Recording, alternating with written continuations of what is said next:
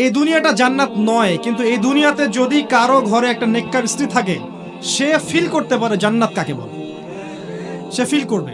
এমনিতে দুনিয়াটা ফিতনার জায়গা, কিন্তু যার ঘরে একটা নেককার সুশ্রী পবিত্র স্ত্রী আছে, যে তাকে দিনের পথে চলতে সাহায্য করে, সে দুনিয়াতেই জান্নাতের ফ্লেভার পাবে ইনশাআল্লাহ। এটা আল্লাহ পাক সবার তাকদিরে নসিব করেন না। যদি আপনি পবিত্র না থাকেন, আপনি যদি হারাম মিউজিকে থাকেন, এই যে ডিজে করেন, 31st নাইট করেন, ইয়াবা খান, মদ খান, হারাম অ্যাফেয়ার্স করেন, জেনা করেন, এগুলোতে লিপ্ত থাকেন, 10 ঘাটের পানি আপনি খেয়ে এসে থাকেন, আপনি কোশ্চিন কেন পবিত্র নারী পাবেন না? আপনি যাকে পাবেন দেখবেন সেও 10 ঘাটের জল খেয়ে আসছে। অতএব প্রিয় ভাইয়েরা, গার্লফ্রেন্ড আপনাকে ভালোবাসে না, আপনার অবস্থানকে ভালোবাসে। এটা আমি বলেছি, একজন পোস্ট করেছে ফেসবুকে, সেখানে দেখলাম কিছু মেয়ে কমেন্ট করছে যে না, আমরা সত্যি ভালোবাসি। তো আসল বক্তব্য হচ্ছে, এটা তো অংশ গিয়েছে। আপনি বলেন যে, আমি এক সলিউশন বলেছিলাম, যদি দিনদার হয়, দেখেন দিনের বুঝ আছে, আপনার কথায় আনুগত্য করে, তার বাবাকে গিয়ে বিয়ের প্রস্তাব দেন। যদি রাজি হয়, মাশাআল্লাহ, বিয়ে করে ফেলেন, প্রেম করার দরকার নেই, বিয়ে করে ফেলেন। আসল প্রেম শুরু হবে বিয়ের পর ইনশাআল্লাহ।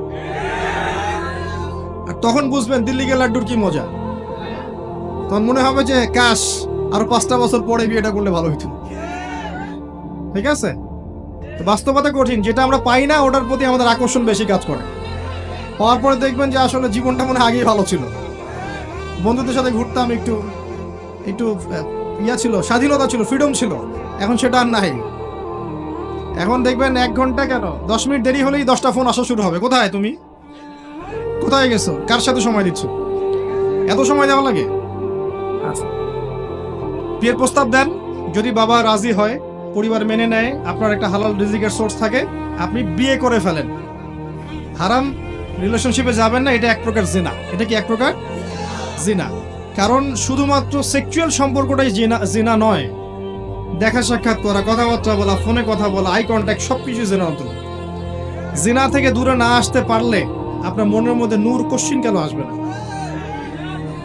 আল্লাহর জন্য ছেড়ে দেন, আল্লাহ পাক আপনাকে তার চেয়ে 1000 গুণ ভালো দিবেন ইনশাআল্লাহ তাআলা, বিশ্বাস রাখেন। তো পুরো বক্তব্যটা হচ্ছে যে, আপনি এতটুকু যদি বলতে পারেন, ঠিক আছে, আমি চিন্তা করেছি যে আমি বাবার সম্পত্তি আর নিব না, নিজের পায়ে দাঁড়াবো, কষ্ট করে আমি একটা জব খুঁজবো। হ্যাঁ, 5,000 টাকা স্যালারি হোক আর 10,000 টাকা স্যালারি হোক, কষ্ট করে আমি নিজের পায়ে দাঁড়িয়ে নিজে প্রতিষ্ঠিত হয়ে তোমাকে বিয়ে করবো ইনশাআল্লাহ। তারপর দেখেন আপনার সাথে থাকে কিনা, আপনার গার্লফ্রেন্ড আপনার সাথে থাকবে না। তো বাস্তবতা এরকম। আর এখনকার জেনারেশনের যে মেয়েদেরকে আপনারা মনে করছেন আপন, ভিতরে ওই ফেমিনিস্ট রেভলিউশনের ছোঁয়া আছে তার ভিতরে। তারা নিজেদেরকে পুরুষ মনে করে, তারা মনে করে যে আমাদের আর ওদের মাঝে কোনো পার্থক্য নাই। এই জিন্স এবং টি শার্ট জেনারেশনের কোনো মেয়েকে যদি বিয়ে করছেন, আমি লিখে দিতে পারবো আপনার জীবনটা জাহান্নাম হয়ে যাবে। এই ভুল করতে যায় না। আর যদি এমন কোনো বোরখাওয়ালির সাথে অ্যাফেয়ার্স থাকে, যার সাথে আপনি কফি খাচ্ছেন, বুঝবেন এই বোরখার নিচে প্রকৃত তাকওয়া নাই। যদি থাকতো তাহলে আপনার সাথে কফি খেতে আসতো না। একজন সচ্চরিত্র মেয়ে কোশ্চিন কালেও আপনার সাথে ফোনে কথা বলবে না, আপনার চ্যাটের উত্তর দিবে না, এবং এমনকি আপনি যখন ফোন নাম্বার এক্সচেঞ্জ করছেন, রাতের বেলা নক দিচ্ছেন, সে রিপ্লাই করবে না। কখনো একটা সত্যিকারের মুত্তাকি মেয়ে এটা করতে পারে না। সহজ সমাধানে চলে যান প্রিয় ভাই। আল্লাহকে সন্তুষ্ট করতে হবে এবং যৌবন আল্লাহর জন্য বিলিয়ে দিতে হবে। এই জন্য আপনাকে নামাজি হতে হবে, পড়াশোনা করতে হবে, হালাল রিজিক খেতে হবে। হালাল রিজিকের ব্যবস্থা করার পরে মেয়ে যদি পছন্দ হয়, কোনো মেয়েকে পছন্দ করেন, তার বাবাকে বিয়ের প্রস্তাব দেন, তার মাকে বিয়ের প্রস্তাব দেন, সাহসিকতার সাথে কাজ করেন, সাহসের সাথে যান, মেয়ের হাত চান। যদি মাশাআল্লাহ মেনে নেয় আলহামদুলিল্লাহ, যদি না মেনে নেয় আপনি জোর করেন না, আপনি ফিরে আসেন। ফিরে এসে আল্লাহর কাছে ইস্তেখারা করেন, সেজদায় দোয়া করেন, আল্লাহকে বলেন, রব্বানা হাব লানা মিন আজওয়াজিনা ওয়া যুররিয়াতিনা কুররাতা আয়ুন ওয়াজআলনা লিল মুত্তাকিনা ইমামা। আল্লাহ আপনাকে এমন উৎস থেকে রিজিক দিবেন ইনশাআল্লাহ আপনি কল্পনা করতে পারেন। তখন দেখবেন সত্যিকারের খাদিজা, সত্যিকারের আয়েশা রাদিয়াল্লাহু আনহুমা, তাদের মতো স্ত্রী আপনার ঘরে চলে আসছে ইনশাআল্লাহ। যখন আসবে তখন দেখবেন এই দুনিয়াটাতে আপনি জান্নাত পাবেন। এই দুনিয়াটা জান্নাত নয়, কিন্তু এই দুনিয়াতে যদি কারো ঘরে একটা নেককার স্ত্রী থাকে, সে ফিল করতে পারে জান্নাত কাকে বলে, সে ফিল করবে।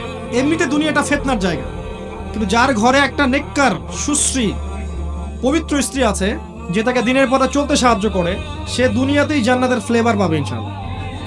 এটা আল্লাহ পাক সবার তাকদিরে নসিব করেন না। যদি আপনি পবিত্র না থাকেন, আপনি যদি হারাম মিউজিকে থাকেন, এই যে ডিজে করেন, 31st নাইট করেন, ইয়াবা খান, মদ খান, হারাম অ্যাফেয়ার্স করেন, জেনা করেন, এগুলোতে লিপ্ত থাকেন, 10 ঘাটের পানি আপনি খেয়ে এসে থাকেন, আপনি কোশ্চিন কেন পবিত্র নারী পাবেন না? আপনি যাকে পাবেন দেখবেন সেও 10 ঘাটের জল খেয়ে আসছে। তখন কি হবে? তখন ফ্লাই করার আগেই, ল্যান্ড করার আগেই, টেক অফের পর ল্যান্ড, এর মধ্যে ডিভোর্স হয়ে গেছে।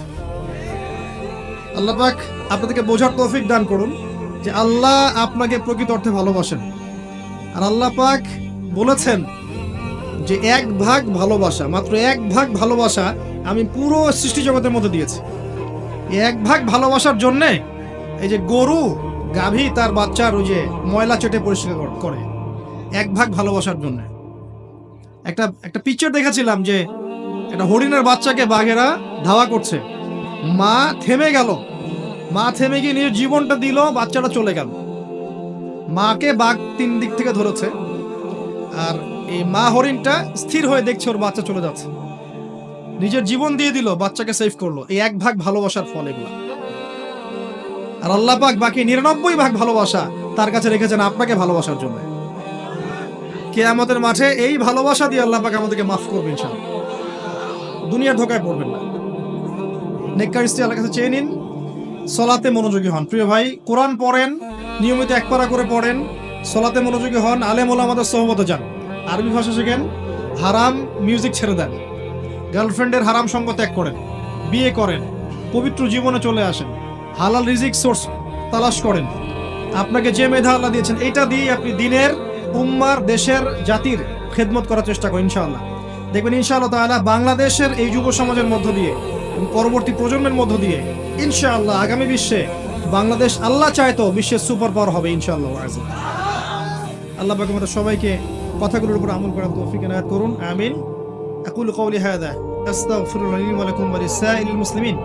বারাকাল্লাহু লানা ওয়া লাকুম বিল আয়াতিল হাকীম। ইন্নাহু তাআলা জাওয়াদুন কারীম ওয়া রাউফুর রহিম। আসসালামু আলাইকুম ওয়া রাহমাতুল্লাহ। আমরা আলোচনা শেষ করছি, একটা প্রশ্ন আছে দিয়ে শেষ করছি। আমাদের এখানে যুব সংঘের এক যুবক ভাই কিছুদিন পূর্বে মারা গেছেন অ্যাক্সিডেন্ট হয়ে, তার জন্য দোয়া চাওয়া হয়েছে। তার নাম রদিয়াত। এই যে একটা মেসেজ, এটা কিন্তু সবার জন্য মেসেজ। আমরা যারা এখানে বসে আছি, হয়তো আমাদের চেয়ে তার বয়স কম ছিল, হয়তো অনেক কম ছিল, তো এটা কি আমার সাথে হতে পারতো না? আপনার সাথে হতে পারতো না ভাই? আল্লাহ পাক যে রহম করে, করুণা করে আমাকে বাঁচিয়ে রেখেছেন, আপনাকে বাঁচিয়ে রেখেছেন, আল্লাহর স্বার্থ কি? আল্লাহ কি চান আমাদের কাছে? বুদ্ধিমান ব্যক্তি মাত্রই ইশারায় বুঝে নেবেন যে আমরা যেন আমাদের যৌবনটাকে আল্লাহর জন্য বিলাতে পারি। আল্লাহ পাক তৌফিক এনায়েত করুন, আমিন। আল্লাহ পাকের যাবতীয় হুকুম আহকামগুলো পালন করতে পারি, আল্লাহ তৌফিক দান করুন। আমরা দোয়া করি আল্লাহ পাক তার রুহের মাগফিরাত দান করুন, আল্লাহ পাক তার রুহের উপর রহম করুন, তাকে আল্লাহ পাক জান্নাতুল ফিরদৌস নসিব করুন, আল্লাহুম্মা আমিন। তার গুনাহগুলোকে আল্লাহ পাক মাফ করে দিন, আমিন। একটা প্রশ্ন আছে, আজকে যারা মাহফিল উপস্থিত হয়েছেন, কালকে অনেকেই 31st নাইট এবং ডিজে সং, মদ, ইয়া ইত্যাদি দ্বারা বিয়াবনে কাজ করার জন্য উপস্থিত হচ্ছে, এমনকি অনেক মেয়েরাও এটা করে থাকে। এই বিষয়ে কোরআন হাদিস কি বলে? এতক্ষণ কিন্তু কথাগুলো বলেছে।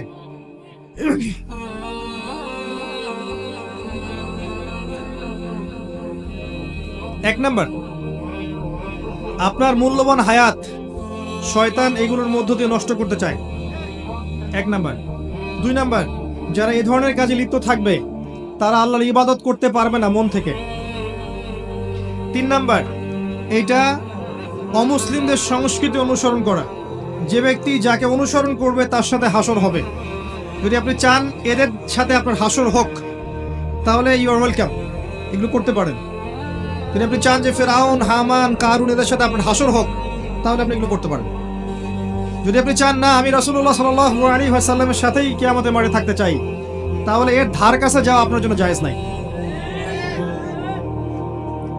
বছর, শোনেন, বছর শেষের আমেজ করছে, তার জীবন থেকে আরেকটা বছর চলে গেছে।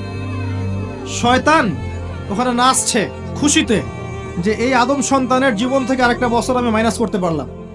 ওর টোটাল হায়াত থেকে একটা বছর চলে গেল, ও খুশিতে নাচছে। বলেন এই ব্যক্তির ইন্টেলেক্ট আছে? এই ব্যক্তি কি মানুষটা পশু? উলাইকা কাল আনআম বাল হুম আদাল, এরা পশু না, পশুর চেয়ে নিকৃষ্ট। এক বছর চলে গেছে জীবন থেকে, সে উৎসব করছে। আর আমাদের জন্য ঈদ উল ফিতর, ঈদ উল আজহা এবং ইসলামিক সংস্কৃতি ছাড়া অন্য কিছুতে ইনভলভ হওয়া জায়েজ নাই। ডিজে সং শয়তানের থেকে আসছে। সং আপনার হৃদয়ের মধ্যে নূর নষ্ট করে দিবে। কোরআন আপনার হৃদয়ে নূর নিয়ে আসবে। যত বেশি সং শুনবেন হৃদয়ে মরে যাবে, আত্মা শান্ত হবে না, মন মরে যাবে। আর সংগুলোর ভাষা বেশিরভাগই হচ্ছে হারাম, জেনা আর প্রেমের ভাষা। তো যেই জেনার ধারের কাছে যাওয়া নিষেধ, ওই জেনার শব্দ মুখে মুখে বলা কি জায়েজ? সং এর মধ্যে খায়ের কিছু নাই। ইসলামিক নাশিদ শোনেন, ইনশাল্লাহ ভালো হবে। কোরআন তেলাওয়াত শোনেন, ইনশাল্লাহ ভালো হবে। মদ ইয়াবা এগুলো তো বলেছি, এগুলো আপনার সত্য মিথ্যা ন্যায়ের ব্যালেন্সটা হারিয়ে ফেলে। যখন মাদকাসক্ত থাকবেন, কোনটা ঠিক কোনটা বেঠিক বুঝতে পারবেন না, মাথার ব্যালেন্সটা নষ্ট হয়ে যাবে। আর পর্নোগ্রাফিতে লিপ্ত থাকলে একটা মেয়েকে আর মেয়ে মনে হবে না, গোষ্ঠের টুকরা মনে হবে। মেয়েকে সম্মান দিতে পারবেন না। যদি আপনি কখনো বিয়েও করেন, বৈবাহিক জীবনে আপনি সুখী হতে পারবেন না, আপনি স্ত্রীকে সন্তুষ্ট করতে পারবেন না। পর্নোগ্রাফিতে আসক্ত থাকা অবস্থায় নিজের উপর যে জুলুম করেছেন, এই ঋণ বা এই ক্ষতিটা সারা জীবন ওষুধ খেয়ে ঠিক হবে না, মডার্ন হারবাল টালবাল খেয়ে ঠিক হবে না।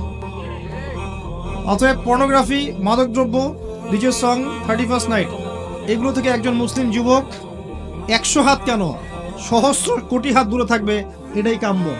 কোনোভাবেই এগুলোতে ইনভলভ হওয়া যাবে না। যদি এগুলোতে ইনভলভ হন, তাহলে আল্লাহর গজব আসবে, তার রাসূলের অভিশাপ পাওয়া যাবে, আল্লাহর ফেরেশতারা অভিশাপ দিবেন, আপনার হায়াত রিজিকে বরকত কমে যাবে। ওই অবস্থায়, ওই কাজ করা অবস্থায়, আল্লাহ না করুক, যদি আপনার জানটা কবজ হয়ে যায়, তাহলে চিন্তা করতে পারবেন না যে কবর কি হইতে পারে। ইন্নামাল আমালু বিল খাওয়াতিম, মানুষের আমল শেষের উপর ডিপেন্ড করে। ওই অবস্থায় যে আপনি নাস্তা নাস্তা মারা যাবেন না, কোনো গ্যারান্টি আছে? মৌতকে স্মরণ করেন, আল্লাহর নিয়ামতকে স্মরণ করেন। আল্লাহ পাক তৌফিক ইনায়েত করুন, আমিন। আমার মনে হয় আমি যথেষ্ট বলেছি। আমাদের ইয়াং জেনারেশনের ভাইয়েরা যথেষ্ট আন্তরিক, যথেষ্ট আল্লাহ এবং রাসূলকে শ্রদ্ধা করেন। আপনারা এগুলো থেকে দূরে থাকবেন। আল্লাহ পাক তৌফিক ইনায়েত করুন, আমিন। সবাই দোয়া পড়েন। সুবহানাকা আল্লাহুম্মা ওয়া বিহামদিকা ওয়া তাবারাকা ইসমুকা ওয়া তাআলা জাদ্দুকা ওয়া লা ইলাহা গায়রুক। সুবহানাকা আল্লাহুম্মা ওয়া বিহামদিকা আশহাদু আন লা ইলাহা ইল্লা আনতা আস্তাগফিরুকা ওয়া আতুবু ইলাইক। আসসালামু আলাইকুম ওয়া রাহমাতুল্লাহ।